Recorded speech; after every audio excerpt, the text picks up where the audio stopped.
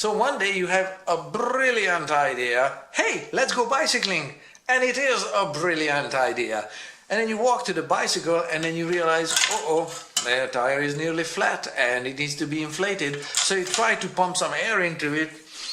And then in the process you lose even the little bit of air that you have left in the tire, and now it's completely flat, or maybe it doesn't inflate at all and you're making no progress whatsoever, but you're working hard and sweating buckets, and then after a while you just want to give up and you're confused. What did you do wrong? Well, keep watching this video. In this video I'll explain how the valves work together with the pumps, the pump head specifically, and how their geometry dictates what works and what doesn't. It really is no rocket science, but it's a geometric fit. Let's get started. There are two valves typically used on bicycle wheels. This one shorter and thicker, and the other one here on the right hand side skinnier and typically longer, sticking out from the rim just like that, usually uncoated, and this one has this rubber siding to it. Both of them are coming out vulcanized like this to the tube. I just cut around the tube and this was just ripped out, so there's no tube showing here, but underneath the tire on the butyl tube, this is what goes through the rim and then sticks out on the other side. This type of valve is called an automotive style valve, but its name is Schrader valve. It's also used on bicycles. It works. And this one is used on some bicycles with narrow rims, because this is skinnier and narrower than this. So narrower rims need a smaller hole to punch through the rim, so they can be made just as strong as they can be and as narrow as they can be. So they developed a skinny valve. Its name is Presta valve. Presta. So I have a video on how to make it work with a Schrader valve, but to quickly recap, the geometry of the Schrader valve is such that at its center there is a push pin, a spring-loaded push pin. I'm just going to use the other valve to depress that little spring pin in the middle. Getting there. Oops, there, but you get the idea. It's of course slippery. There. You can see that spring-loaded valve stem can be depressed, and it is going to be depressed by the air pressure that you are exerting when this is placed on a pump head, and as you're pumping air through it, when this is fitted square on without any leaks and this is locked in place, there is some kind of a locking mechanism involved. The air coming through here will depress that valve stem and this will inflate this way. I have a video with a pressurized wheel showing you what works and what amount of misalignment on the pump's part or the pump head's part makes it not work. I'm going to include a link for that one. For the Presta valve, it does have a valve stem, but it also has a threaded lock ring on the valve stem. If you do not undo this threaded lock ring here, it is tiny. It will never inflate, not in a million years. So this needs to be undone like this. So at this position, this is how this can be inflated. Again, the onrush of air from through the pump's head will depress this valve stem partially, so that air can rush through that little square opening there and will come down and inflate the tube.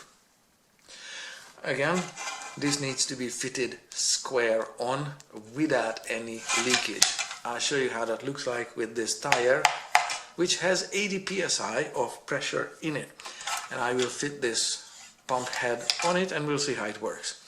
So when you're done inflating, this will, when you remove the pump head, this will extend out, and so you're gonna need to spin this little lock ring to close it off, to keep the valve stem extended like this, and then put the valve cap on it. Very straightforward, yes? Now, this lock ring that locks the valve to some degree to the rim, it's a good idea to keep it tightened down. It does just finger tight, okay? It doesn't need a wrench. It's purposefully made with just these serrated surface. It just needs to be finger tight down to the rim. Okay, so let's see this one, which is pressurized. Valve cap is off. It's not possible to put air in it in this condition. Come on in a little closer, maybe. And thereabouts, it's a little closer there. So now I have to undo this lock ring here. Air does not come through this way, but the air pressure is pushing this plunger and this valve stem out that way. If I press down on it, air is hissing out right away. Now let's take a look at the pump's head here. And this one, like I said, has a lock lever on it. And this also happens to have, yours may be different, has a dust cap. So obviously, if the dust cap is on it, nothing you do will ever work. It's just gonna keep losing air until it's dead flat. So that dust cap needs to be out of the way, and it doesn't just flap around here, it also rotates around here cleverly there sideways, so it doesn't get torn off sideways. Yes, it just rotates like so. Now you need to put this one square on, so it's not gonna work in too many different directions, and for this you need probably two hands. I'm trying to hug the camera like so, and this one is on now. I'm holding it with my hand. If you let it go, it'll keep hissing and losing air, so it needs to be on. I'm holding it. Now the lock lever needs to be raised. Where you place your hands, look at that pressure point on my hand. It needs substantial amount of finger pressure this way, okay? Especially, I don't know, I ended up with the left hand applying most of the pressure. You can see it's moving a little bit. That's fine as long as the locking is in place. Once the locking is off, there, it's losing air. So when you put it on, make sure you don't hit it with the edge of the pump head. You're gonna be losing air. Make sure you put it on square on, align it, and then fast to clamp it down and hold it down. Then with one of your hands lift up the lock lever. Now you can let it go. They are together. In this particular situation I have a tiny tire gauge on it, and it says approximately 50 psi of pressure is left in it. I don't know if you can see it. It is tiny there, 50 psi. Alright, so at this point, ideally, of course this is a floor pump, but it's a mini floor pump. Open it down and try to operate a floor pump on the tabletop here without foot power, but put your foot here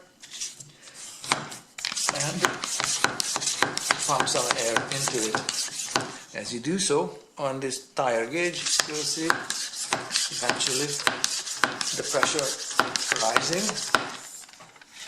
and it's going to be some work, especially with a mini pump like this, where the volume of displaced air per each plunger movement is relatively small. That's why you get a big fat floor pump or shop pump, where each pumping action displaces a lot more air than this. So now from 50 psi we went to, whoa, is that a 60 psi? Yes, okay. So I successfully put some air into it. Now to release it, and this is a pump model where this is flexible. If you have a rigid pump where the pump's head is somehow rigidly mounted on the pump, then you have a lot less degree of freedom in this motion, so you have to be more coordinated just physically, and it takes a little bit of time to work out where do you put your hands and fingers and how do you apply pressure. So to remove this without any significant loss of air, you're going to have to push the clamping the two together, trying not to lose air, and then remove it fast as possible, so that the valve stem springs out without losing much air in this process while it's being extended. I hope that makes sense. So square it on, make sure it's aligned, make a good seal, hold that seal, do your best. Some air will leak out, lock it on. Now you can put some air in it. When you're done, put your hands back where you started, like so. And there, I'll hug the camera here. This worked better. So just a little bit of misalignment will break the seal inside the pump's head. Let's look at, I'm just gonna lock the valve stem in place. Let's have a look at the head of the pump, because this is reversible. It works both for Presta head as well as the Schrader head. So how is it possible? Well, the hole in the middle is only that big, only the Presta goes through it. So the head is reversible. And just before I take it apart, I want to point out that on many shop pumps or floor pumps, the head is a dual head with two openings, one for Presta, one for Schrader. So the head plus a lock lever on it. So all you need to do when it comes to inflating a tire is to choose the right opening for the right valve, the smaller opening for a Presta valve and the larger opening for a Schrader valve, and away you go. But if your pump is not like that, its head might be reversible. Take a look at this one. This is plastic, this is metal. They come apart. The metal has these flattened surfaces on it, so it can be gripped. It's threaded. This is a lock ring. Take it apart. Inside are three components. One of them is a spring. Don't lose it, so place your finger so that the components don't just slide out or spring out. The first component to come out is a rubber seal. If it doesn't want to come out, grab a Presta valve and just ease it out a little bit, like so. And it's going to come out with the spring somewhat stuck to it or attached to it partially, like so. This seal needs to be reversed together with the spring. So there's a third component in it. I'm just going to rotate it up so I don't lose it. Take a look at the spring. This spring is a tapered spring. There. That means it's narrow at the top, wider at the base. It has to go into that wide opening when it's configured for a Presta valve like this. Okay, I'll show you how this goes together. Where the spring used to be, that opening just happens to be exactly dimensioned to fit a Schrader valve, just like so. So this has been reversed. This is good as is. So what goes there? Remember that valve stem at the center needs to be depressed. So that's where the third part comes in. It's plastic and it's not sealed to the side wall of the pump head, and that's it. Nothing else comes out. Nothing else should. And this also needs to be reversed this way. so that this small plunger on it will press down on the valve stem in the middle of the Schrader valve, if that makes sense. So that's how they are gonna go together when they are assembled, like so. Make sense? And of course the lock ring will go on it there to keep it in place, and the spring goes in, tapered end goes into this narrow part, and the wider base needs to be fitted down there correctly or square on. So it's likely that it's gonna be skewed like this, so it's gonna take maybe a little time or a few tries to seat everything properly there, and to make sure that the edge of the seal is flush with the threaded end of the housing there. That's the only way you can get the lock ring properly in place, threaded all the way without excessive force. Now the head has been reversed and assembled in an order that's able to inflate a Schrader valve like so. Put it square on, keep it together, work with the lock ring, put some air through the pump. When you're done, clamp everything together, undo the lock ring, remove it as fast as you can to lose as little air in the process as possible, and then it's done. I'm just gonna reverse everything back the way they were because I don't have bicycle wheels with Schrader valve, but I have a dual head shock pump, so it's easier to do it that way. So there's the spring, did not lose it, it just came out. Rotate this little plastic bit around. The plunger I'm not going to need, so it goes in head first, and this one, these two components get assembled. The wide base goes into where the Schrader head fits, like so,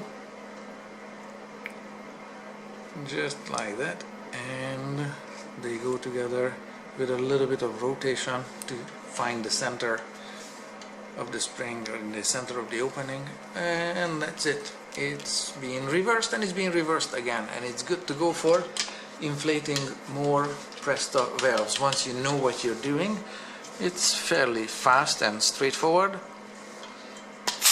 And of course everything needs practice, and I'm good to go for inflating it back to 80 psi, because that's the amount of pressure that I need to be at with these tires.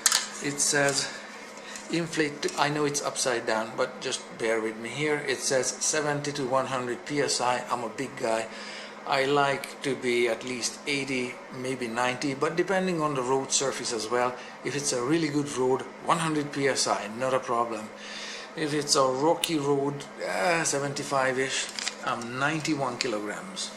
Plus clothes, gear, whatever you carry. So, thank you very much for watching. That's how you can make the pump heads work with the valve stems.